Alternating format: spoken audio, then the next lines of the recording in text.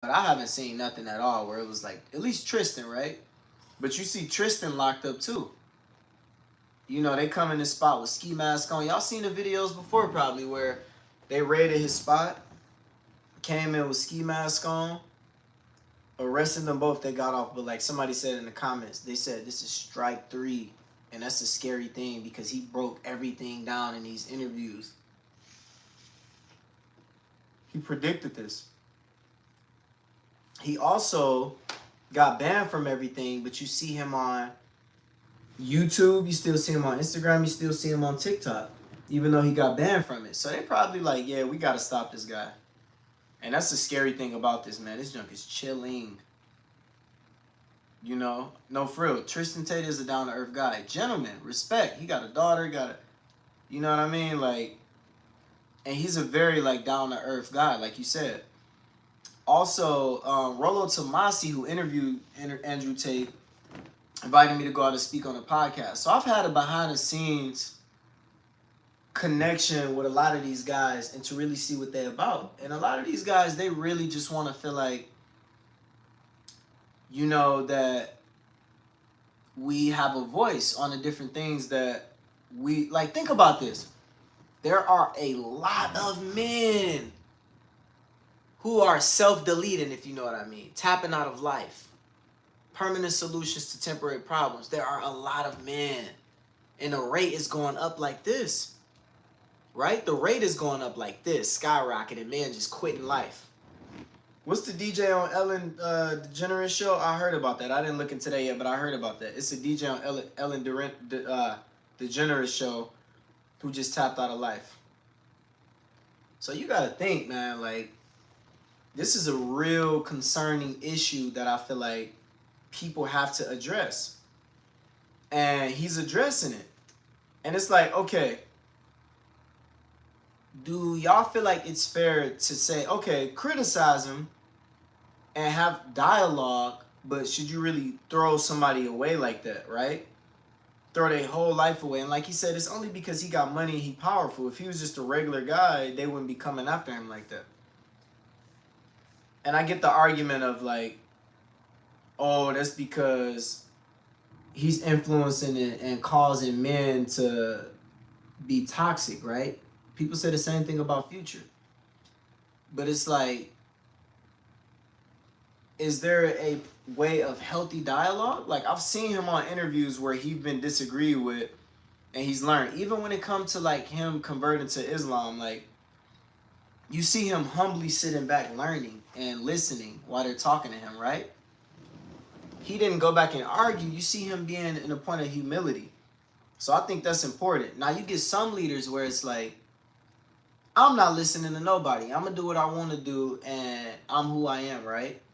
And I get it. The millionaires that I'm around, some of them do think like that. Can't nobody tell me what to do. But if you come down to it, to somebody like, I think you should at least see if this person has some sort of empathy and can take a counter argument. And I feel like he can. I feel like, to be fair, Andrew Tate is the kind of guy who can be disagreed with. Like, you look at him on that show, Grilling.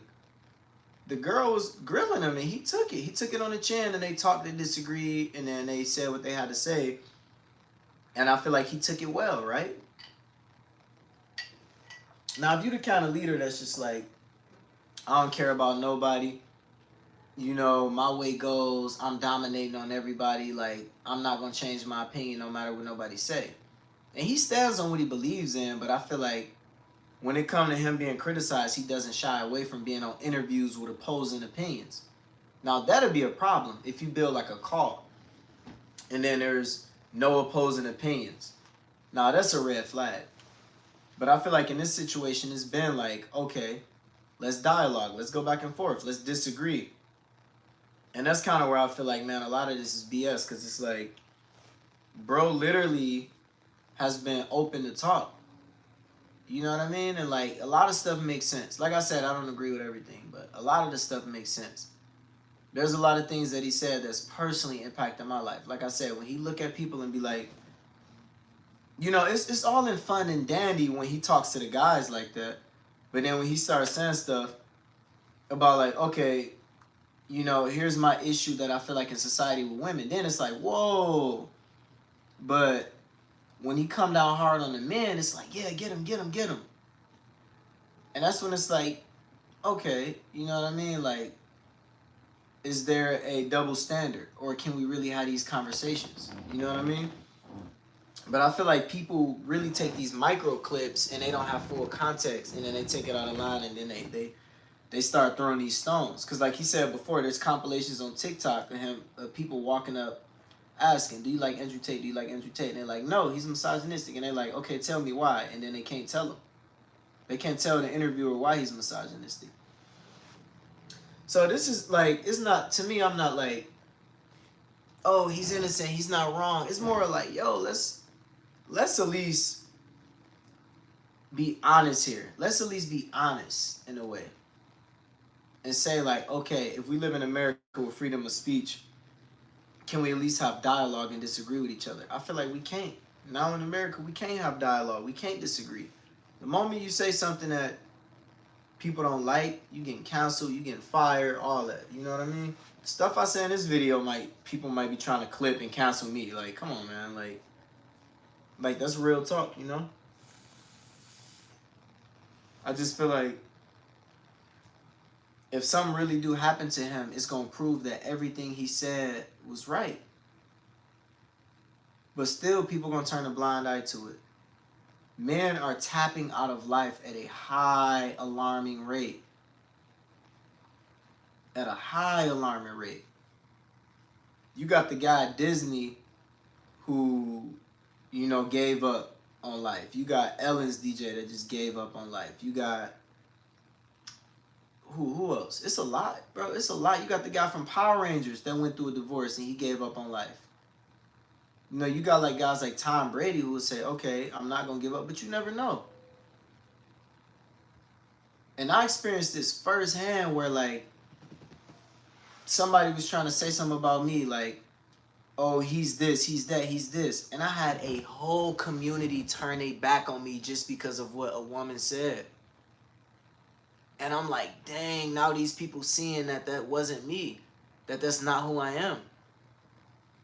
You know, oh, Trey's this, and then you look, black man, they like, oh yeah. They saying he this, he that, he this and that. Oh yeah, okay, we gonna believe you. And I watch people that I knew for years turn their back on me, and that's why I'm like, yo, this is crazy. So that's why it's like, man, I'm not really like with all the whole, oh, you know, let's cancel him, because I'm like, a lot of this stuff be real. A lot of this stuff is stuff that I went through where it's like I told you, I was broke and bored, and I said, I got a lot of time. What can I do with this time? Let me get up and go make some money.